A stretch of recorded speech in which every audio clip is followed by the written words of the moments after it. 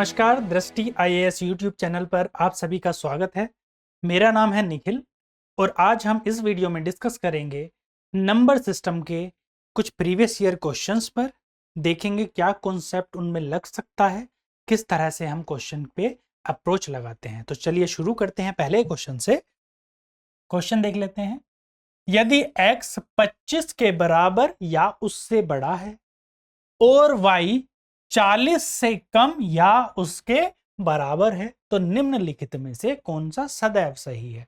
तो जो भी डेटा हमें दिया गया है, आंकड़े दिए गए हैं, हम इनको लिख लेते हैं। क्या दिया है? x 25 के बराबर, x या तो बराबर है 25 के या फिर उससे बड़ा है, मतलब या तो x बड़ा है या बराबर है, या तो x बड़ा है या फिर बराबर है 25 के। ठीक है। एक और डाटा दिया है। क्या डाटा दिया है कि y 40 से कम, y 40 से कम या उसके बराबर है। 40 से कम है या फिर उसके बराबर है, जो y की वैल्यू या तो 40 है या 40 से कम है। ठीक है। अब जो हमें ऑप्शन दिए हैं उनके आधार पे हमें तय करना है कि कौन सा ऑप्शन इनमें से सही है। तो शुरू करते हैं one by one. x y से बड़ा है, निम्नलिखित में से कौन सा सदैव सही है। सदैव का मतलब होता है वो गलत ना हो, दिए गए डाटा के आधार पर वो गलत ना हो किसी भी कंडीशन में। x y से बड़ा है, क्या ये बात सही है? देखो x की वैल्यू कितनी है? 25। अगर 25 ले सकते हैं वैल्यू, y की कितनी ले सकते हैं? 40 ले सकते हैं ना, क्योंकि y बराबर हो सकता है या छोटा भी हो सकता है। तो y की वैल्यू 40 भी ली जा सकती है, x की वैल्यू 25 भी ली जा सकती है। तो x y से बड़ा है, ये क्या हो जाएगा? गलत हो जाएगा। कहाँ है? छोटा है। ठीक है। तो ये सदैव सही है, ऐसा तो बिल्कुल भी नहीं है, तो ये हो जाएगा गलत। मूव करते हैं सेकंड पर। y माइनस एक्स 15 से बड़ा है।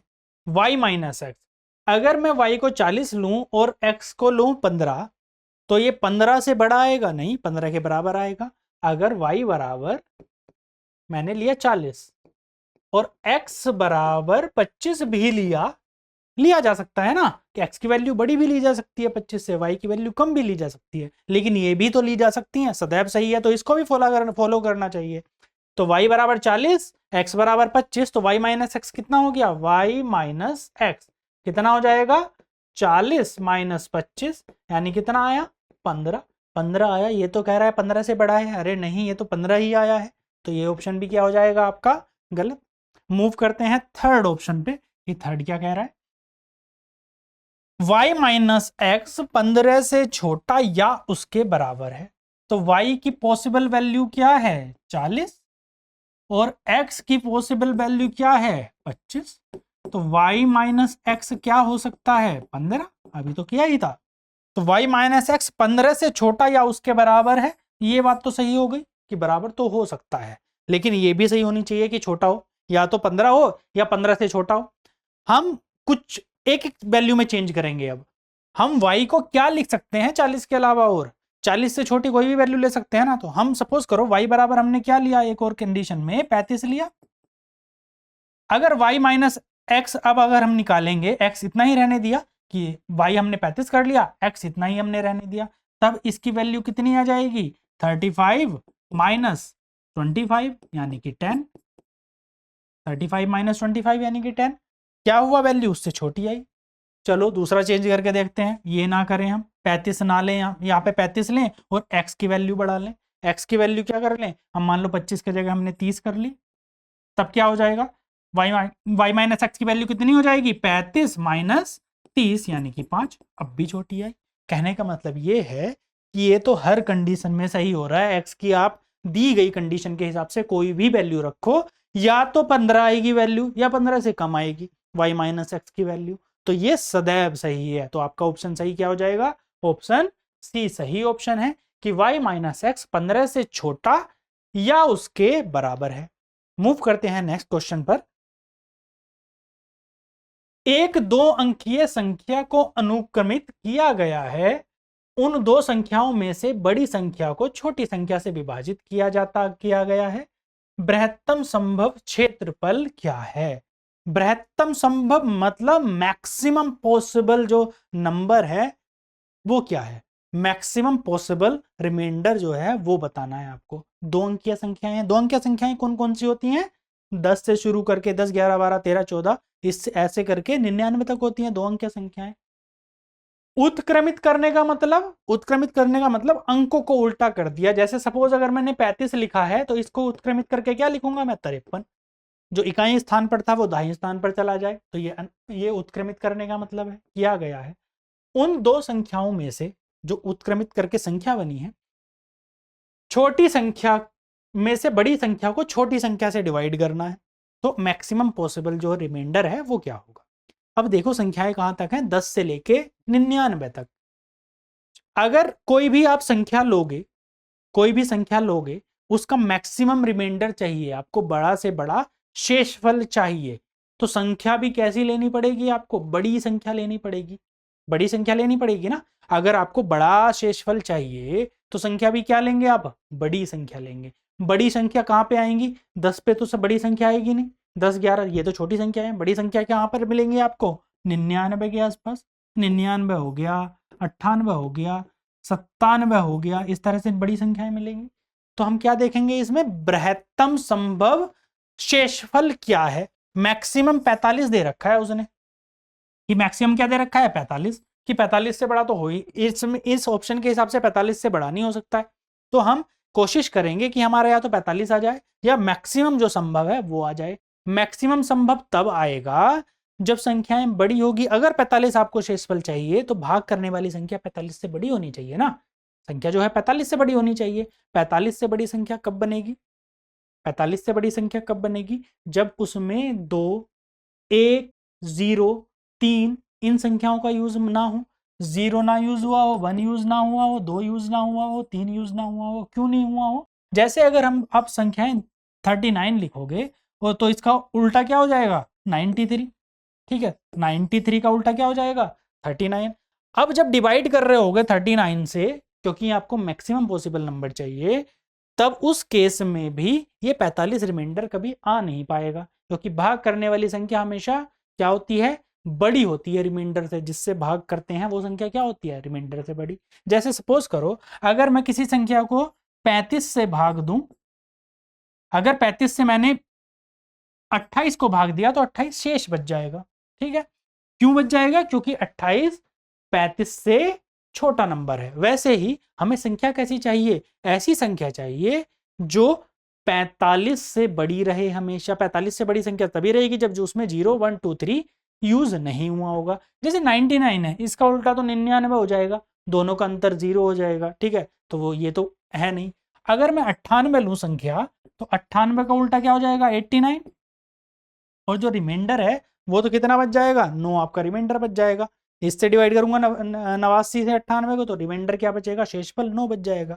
अगर मैं 97 लूँ, 97, तो रिमाइंडर क्या बचेगा, 79 आ जाएगा। यहाँ पर रिमाइंडर क्या आ जाएगा, 18 आ जाएगा। वैसे ही अगर मैं इसके आगे की संख्या 96 लूँ तो 69 हो जाएगा, और रिमाइंडर क्या हो जाएगा आपका, 27 रिमाइंडर आ जाएगा। इससे बड़ी संख्या लूं तो 95 हो जाएगा, उल्टा क्या हो जाएगा, 59। जो रिमाइंडर है वो कितना आ जाएगा, 36। अगर मैं इससे भी बड़ी, इससे भी और छोटी संख्या लूं तो मैं कहां पर आऊंगा, 94 पर।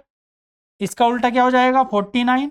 जब 49 से भाग करोगे, 49 का दोगुना कितना होता है, 98, तो कुछ रिमाइंडर आएगा। रिमाइंडर कितना आ जाएगा आपका, 45, यानी शेष कितना आया, 45। ऑप्शन डी सही है आपका आंसर। ये क्वेश्चन मोस्ट कॉमन क्वेश्चंस में से, यूपीएससी के फेवरेट क्वेश्चंस में से एक है। इस तरह का क्वेश्चन, अप्रोच क्या लगती है। अब अप्रोच देखो, क्वेश्चन कैसे सॉल्व करना था ये तो कर लिया, लेकिन क्वेश्चन जो आपके एग्जाम में पॉसिबल हैं वो किस पर बनते हैं।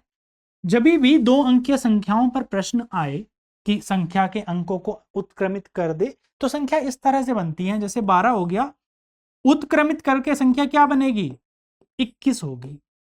इन दोनों का जो अंतर होगा 12 और 21 का, वो कितना होगा, 9 होगा। ऐसे कोई भी संख्या हो जिसके अंकों के बीच का गैप 1 हो। जैसे अगर मैं 45 लिखूं तो उत्क्रमित करके संख्या क्या बनेगी, 54। तो हमेशा इन दोनों के जो बीच का गैप होगा वो 9 होगा। अगर अंकों का अंतर 1 है, अंकों का अंतर अगर 2 हो, जैसे संख्या अगर 13 हो तो उल्टा क्या हो जाएगा, 31 हो जाएगा, और तब इन दोनों का गैप कितना हो जाएगा, 18 हो जाएगा। क्यों? क्योंकि अंकों का अंतर 2 है। ऐसे ही अगर अंकों का अंतर 3 हो, मान लो आप 14 लो, तो उल्टा क्या हो जाएगा इसका, 41, और जो गैप है वो कितने का हो जाएगा, 27 का इनमें गैप हो जाएगा। इस तरह से अगर अंकों का अंतर 4 है तब गैप होता है आपका 36, अगर 5 गैप है तो अंतर होता है 45। ये मैक्सिमम पॉसिबल गैप है दो अंकों की संख्या के बीच में। जब अंकों की संख्या उत्क्रमित करके संख्या बनी हो तो उन दोनों के बीच में जो मैक्सिमम गैप है, मैक्सिमम अंतर है, वो 45 का हो सकता है। 45 कब होगा?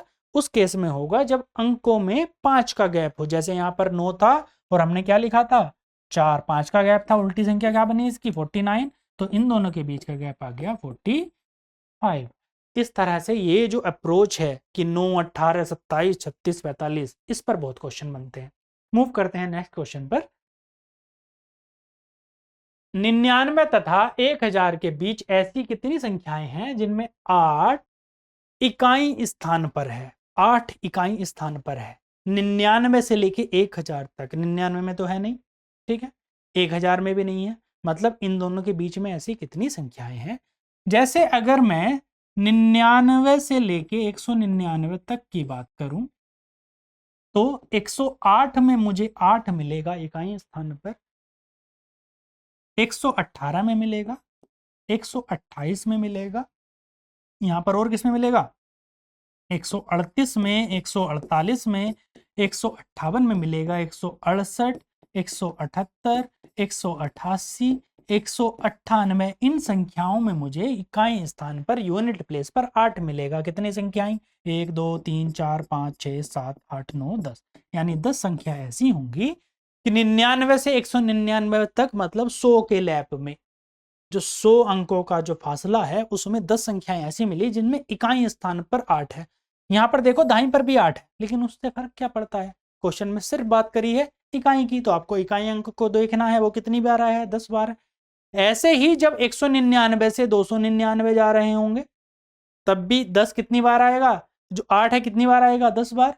इतने सारे लैप में जितने भी लैप होंगे 99 से लेके 1000 तक, कितने लैप होंगे टोटल, 99 से लेके 199, फिर 200, 399, 399, 499, 599, 699, 799, 899 और 999, क्योंकि 1000 में तो है भी नहीं, 1000 में तो कोई 8 है भी नहीं यूनिट प्लेस पर। टोटल कितने लैप आ जाएंगे, ऐसे 9 लैप आ जाएंगे। 1000 तक अगर 1 से शुरू करें तो 10 लैप होते हैं, 100 के 10 लैप 1000, तो इसलिए 99 से कितने लैप आ जाएंगे, 99 से शुरू करने पर 9 लैप, और एक लैप में 10 बार इकाई स्थान पर 8 आ रहा है, तो एक बार में 10 बार आ रहा है, तो 9 बार में भी 10 बार आएगा, 2 9 है, प्रत्येक में 10 बार आएगा, तो टोटल कितनी बार आ जाएगा, 90 बार। आपका आंसर क्या हो गया, 90। इस तरह से क्वेश्चन सॉल्व करने लेना है। पहले भी हमने इस तरह का क्वेश्चन सॉल्व किया है। तो सीधा सीधा डायरेक्ट क्वेश्चन पूछे जाते हैं, आसान क्वेश्चन भी आते हैं और बहुत बहुत आसान भी आते हैं। सिर्फ थोड़ा सा फोकस, थोड़ी सी प्रैक्टिस करने की जरूरत है, घबराना है नहीं, क्वेश्चन सॉल्व हो जाएंगे। नेक्स्ट, यदि 1 से 1000 तक के पूर्णांकों को लिखा जाए तो 5 कितनी बार आएगा। अब 5 बताना है कि 1 से लेके 1000 लिख दिया तो 5 कितनी बार आएगा। मैंने पहले क्लास में बता रखा है कि कैसे निकालते हैं हम कोई भी अंक कितनी बार आएगा। इसको समझते हैं, इसको फिर से 1 से लेके 100 तक की बात करें तो इकाई स्थान पर बात करते हैं। इकाई स्थान पर कितनी बार आएगा, 5 में आएगा, 15 में आएगा, 25 में, 35, 45, 55, 65, 75, 85 और 95 इनमें आएगा। 1 से लेकर 100 तक इकाई स्थान पर। अगर मैं दहाई स्थान की बात करूं, दहाई स्थान में किस में आएगा, 50, 51, 52, 53, 54, 55, 56, 57, 58 और 59 में आएगा।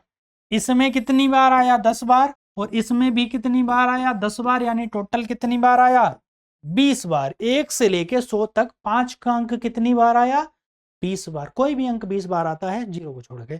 कितनी बार आया, 20 बार। ठीक है, 10 बार ये 10 बार, ये टोटल कितनी बार आ गया 20 बार। 1 से 100 तक, जब 100 से 200 जाएंगे, इकाई दहाई के अंक तो यही रहेंगे ना, हमेशा 1 बनेगा 15 बनेगा, चाहे सैकड़े का अंक चेंज होगा, सैकड़े के अंक के स्थान पे क्या आ जाएगा 1 आ जाएगा, लेकिन 1 से तो कोई फर्क ही नहीं पड़ता है ना। तो 20 20 20 20 तो इकाई स्थान पर सारे लैप में रहेंगे। जितना 100 का गैप है, चाहे 0 से लेके 100 तक हो, 100 से 200 हो, 200 से 300, जितने भी लैप होंगे प्रत्येक लैप में 10 यहां पर और 10 यहां पर, यानी 20 बार तो 5 का अंक आएगा ही।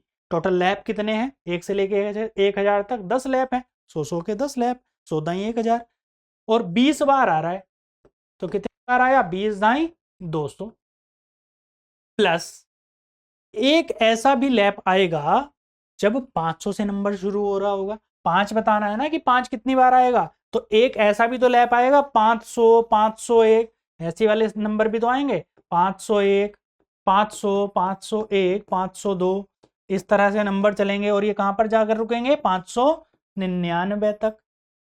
इकाई के अंक और दहाई के अंक तो हम काउंटिंग कर चुके, लेकिन सैकड़े के अंक तो इस वाले लैप में काउंट करने होंगे। टोटल कितने अंक आ जाएंगे 500 से लेके 599 तक, कितने टोटल अंक होंगे 5 के 100 बार आएगा। 5 कितनी बार आएगा 100 बार, तो आपका आंसर क्या हो गया 200 ये और 100 ये, यानी टोटल 300 टाइम्स आएगा, 300 टाइम। ऑप्शन आपका सी सही है। मूव करते हैं नेक्स्ट क्वेश्चन पर। माना कि A3BCDE2F 4 अंकों की संख्याएं हैं जहां प्रत्येक वर्ण 3 से भिन्न अंक को दर्शाता है। यदि संख्याओं का योगफल 15902 है तो A और D के मानों के बीच का अंतर बताना है। इस तरह के बहुत कॉमन क्वेश्चन है, एग्जाम में पूछे जा रहे हैं, तो अच्छे से समझना क्वेश्चन को। A3BC और क्या है DE2F,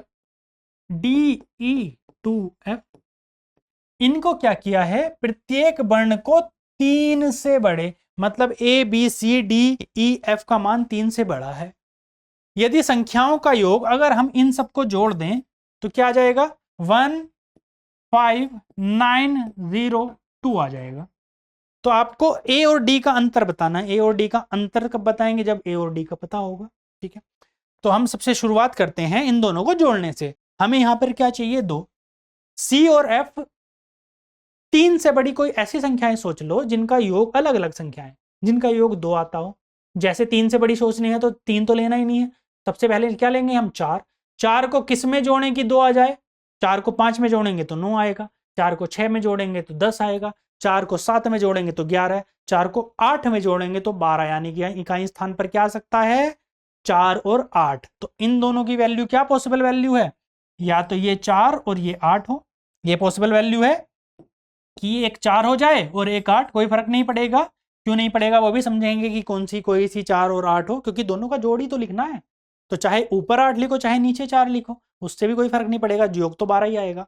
अगर हमने 4 और 8 लिखा, इसके अलावा क्या और कोई पॉसिबिलिटी भी है, एक और लिख लेते हैं A3BC ये था, और क्या था DE2F, क्या पता इससे आंसर ना आए और कुछ भी देखते हैं। 4 के अलावा अगर हम 5 लेते हैं तो 5 को अगर 7 में जोड़ो तब भी तो 12 बनता है, तो 5 और 7। तो इसके अलावा और क्या पॉसिबिलिटी है आपकी बनने की कि C की प्लेस पे 5 हो और यहां पर 7 हो, ये भी तो हो सकता है। रखा हमने, दोनों को सॉल्व करेंगे, जोड़ के क्या आना चाहिए 15902, तो 15902 हम ऑलरेडी लिख चुके हैं नीचे। सॉल्व करेंगे इनको, 4 और 8 12 हासिल लगा, कितना 1 हासिल लगा। 1 में 2 को जोड़ा तो 3, बी के स्थान पे ऐसा नंबर आना चाहिए कि हमें 0 मिले। 3 में कितना जोड़ें के 0 मिले, 7 जोड़ेंगे तो 10 मिलेगा, 10 मिलेगा तो 0 लिखा जाएगा। तो हम बी के प्लेस पे क्या लिख सकते हैं हम यहाँ पर 7, तो हमने बी के लिए क्या लिखा 7, 7 और 1 8 और 2 10 0। अब फिर से हासिल क्या लिखा लगा 1 हासिल लगा, 1 और 3 4, 4 में ई के प्लेस पे क्या रख सकते हैं 5 रख सकते हैं, 4 और 5 9, तो 9 आ गया। अब ए और डी को जोड़ना है और 15 लाना है, ए और डी को जोड़ना है और 15 लाना है। सारी की संख्या किससे होनी चाहिए 3 से बड़ी होनी चाहिए।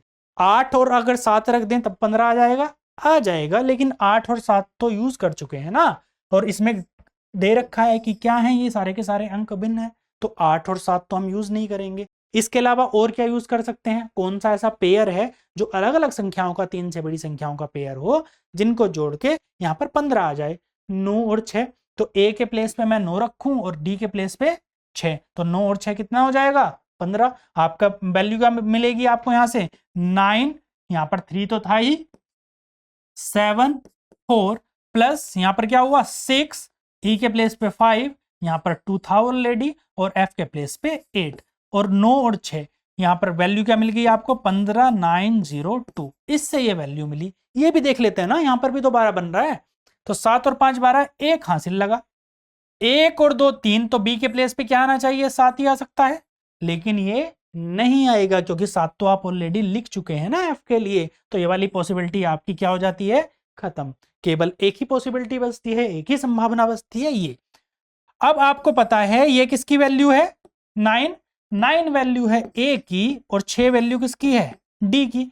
इन दोनों का डिफरेंस बताना है, इन दोनों का डिफरेंस बताना है, तो डिफरेंस कितना हो जाएगा, 9 अंतर 6 कितना हो जाएगा, 3। आपका आंसर भी क्या हो जाएगा, 3, यानी कि ऑप्शन सी सही आंसर है। स्टेप बाय स्टेप सॉल्व करेंगे, जो आंसर आएगा वो आपका आंसर हो जाएगा। इस तरह से नंबर सिस्टम को सॉल्व करना है, बहुत प्रैक्टिस करने की जरूरत है इस टॉपिक में। सबसे इंपॉर्टेंट चैप्टर पूरे सी सेट में यही है कि नंबर सिस्टम आप कर लोगे तो आपने 1/3 तो पेपर ऐसे ही सॉल्व कर लिया। 10 से 12 क्वेश्चन आपके एग्जाम में कम से कम आते हैं, तो 10 क्वेश्चन अगर आप बना पाए तो आप समझ सकते हैं आप कितने पोर्शन को कवर कर चुके हैं। आसान क्वेश्चन आते हैं, ऐसा नहीं है बहुत टफ क्वेश्चन आते हैं, बट समझना पड़ेगा। ठीक है, आज की क्लास के लिए इतना ही, मिलते हैं नेक्स्ट सेशन में, तब तक के लिए धन्यवाद।